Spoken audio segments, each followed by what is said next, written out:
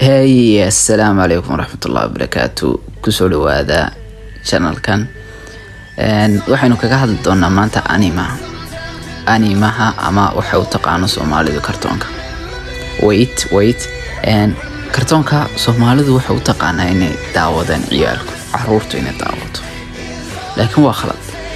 Waa marka koowaad kartoon iyo anime oo kala laba. Kartoon waxa la yiraahdaa Tom and Jerry. anime waxa la yiraahdaa kan aad imaka daawanaysid. So difference ka u dhaxeeya muxuu yahay anime iyo kartoon? Anime waa dadka waaweyn baa loogu talagalay oo already waxa daawada over 18 ka loogu talagalay. Ama kartoonka waxa loogu talagalay ciyaalka yaryar 2 jirka 3 jirka waxaas. So kartoonku waa kuwa aan qisada lahayn. Anime kana waxa la yaqaanaa kuwa qisada leh.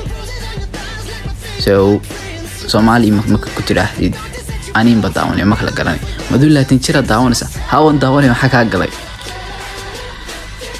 Soomaalidu waa faduuliin.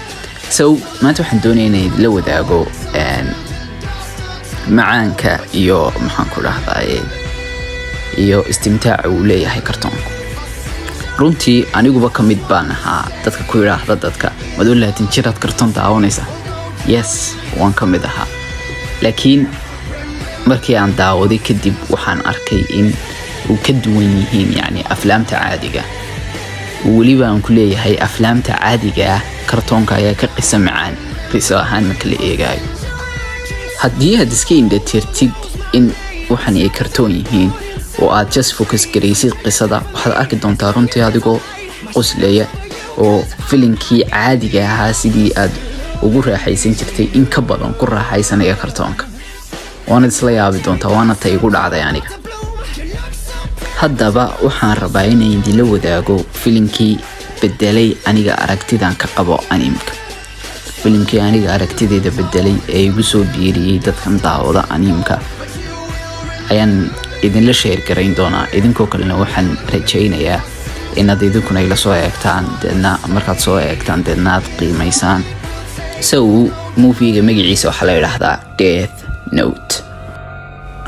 qisadiisu waxay ka hadlaysaa wiilkan yar oo dhigta secondary ayaa waxa uu helayaa kitaab ama buugaas oo magacii lagu qoraabo uu dhimanayo. haddii aad imika qof islaysantiin oo ku qoraysaa uu dhimanaya qofkaasi. haddii mujrim uu yahay oo dad laayay magaciisa ku qoraysaa uu dhimanaya qofkaasi. So wuxuu helay awood غير معقولة.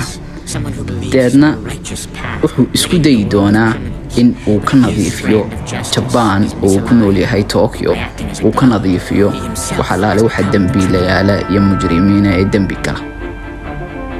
laakiin askartu ma ogola in qof noocaas oo kale uu ka jiro magaalada. So askartu waxbuu ka qaban kari waayay. waxa loo dalbanayaa محقق خاص أو أحكي نداء مدو.